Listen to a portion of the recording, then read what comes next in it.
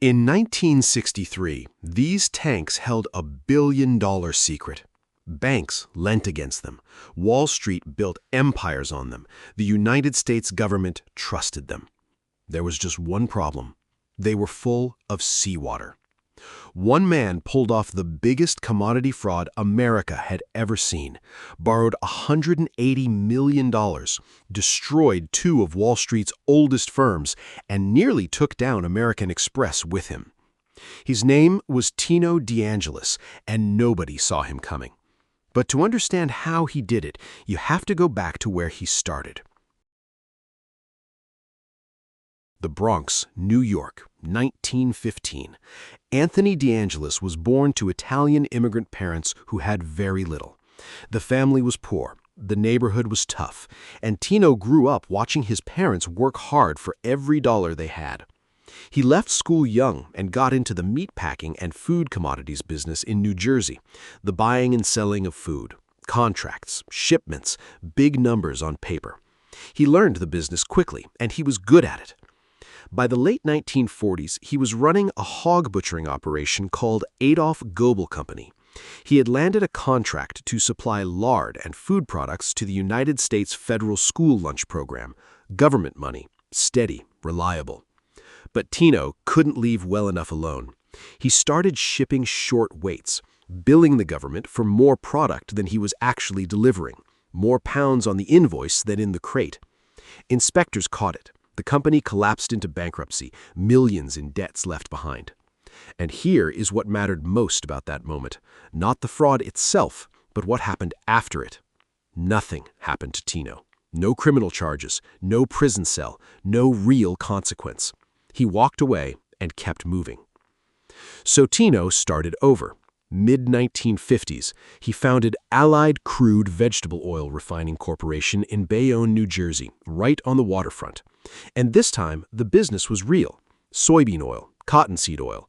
The export market was booming. The United States government was running food for peace, shipping vegetable oil to Europe and to developing nations. Tino inserted himself into those contracts and built relationships with banks and Wall Street brokerage firms along the way.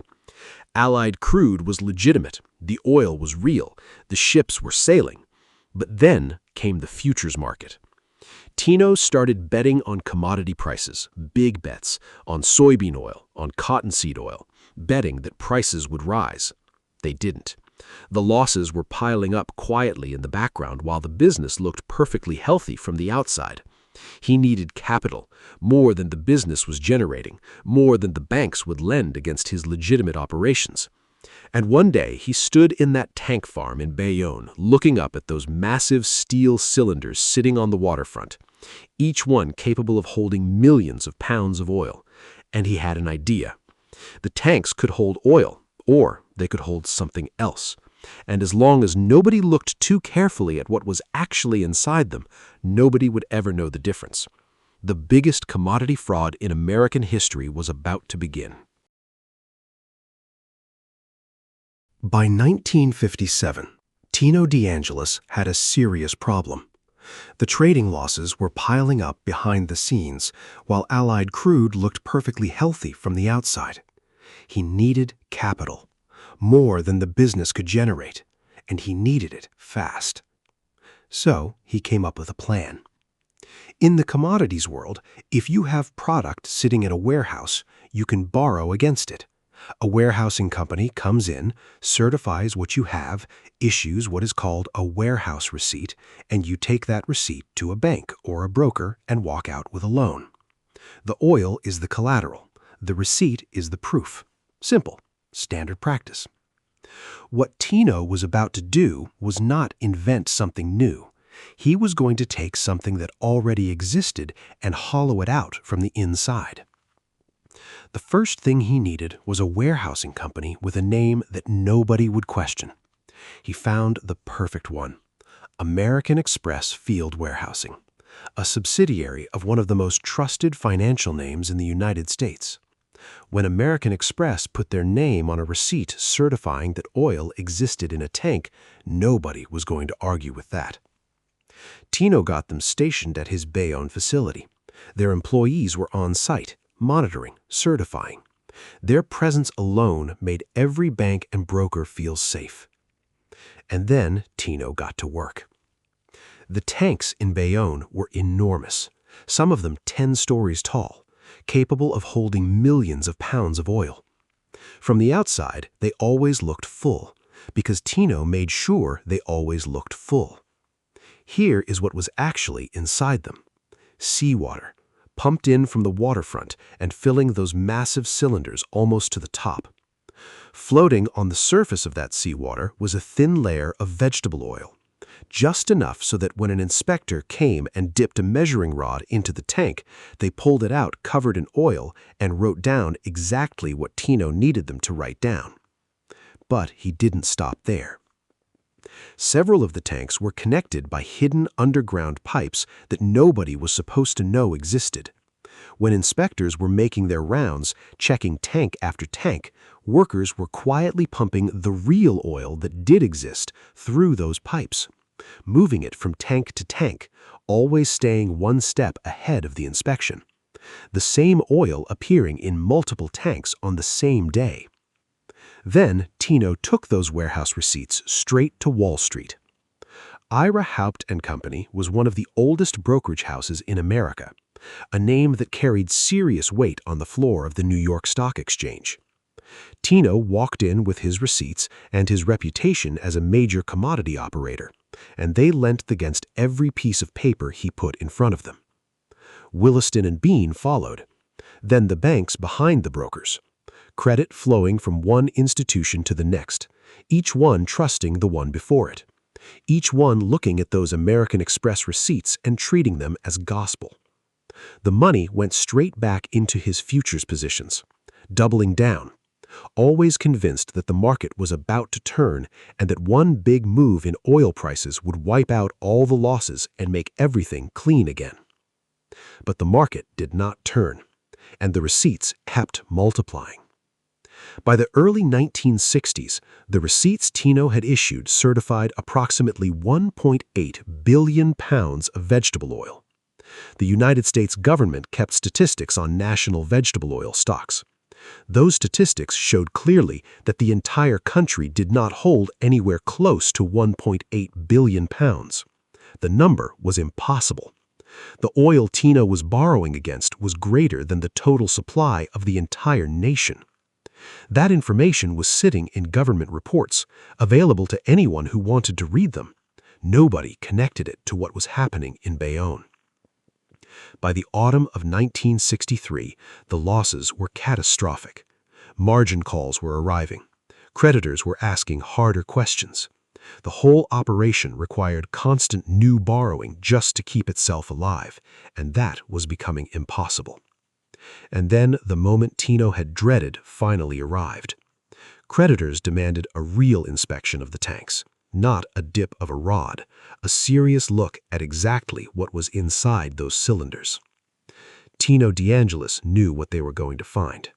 The game was over. Bayonne, New Jersey. The inspectors arrived at the Allied Crude facility, and they came to look inside the tanks. What they found was not the billion-dollar inventory that the warehouse receipts described. It was water, cold, dark seawater filling those massive steel cylinders almost to the brim, tank after tank after tank, a little oil floating on top, and nothing but water underneath. The receipts said 1.8 billion pounds of vegetable oil. The tanks said almost nothing. The phone calls started immediately. Ira Haupt & Company heard something no brokerage house ever wants to hear. The collateral they had lent hundreds of millions of dollars against did not exist. The warehouse receipts they were holding were worthless. The oil was not there. And the money they had extended to Tino De Angelis was gone. Then the banks that had funded the brokers started calling. And the brokers had no answers.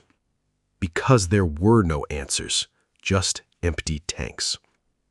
On November 22, 1963, as the financial world was absorbing the shock of what had happened in Bayonne, President John F. Kennedy was assassinated in Dallas, Texas. The story of the Allied crude collapse was swallowed whole by the news of the assassination and disappeared from the headlines almost entirely. But that did not save Ira Haupt and Company. The exposure to Tino's fraudulent receipts was so large relative to the firm's assets that there was no path back. One of the oldest names on Wall Street was gone in a matter of days. The New York Stock Exchange stepped in to manage the wind-down and protect the clients whose accounts were held there. Williston and Beans survived the initial shock, but the damage was severe enough that the firm eventually ceased to exist. American Express was in serious trouble. Their subsidiary had issued every single fraudulent warehouse receipt. Their name was on every piece of paper the banks and brokers had relied upon. The lawsuits came. The stock collapsed. Investors ran. The total damage across all institutions came to somewhere between $150 million and $180 million. The investigation into De Angelis moved quickly. The evidence was straightforward. The seawater in the tanks was not a matter of interpretation. The hidden pipes connecting the tanks were not ambiguous.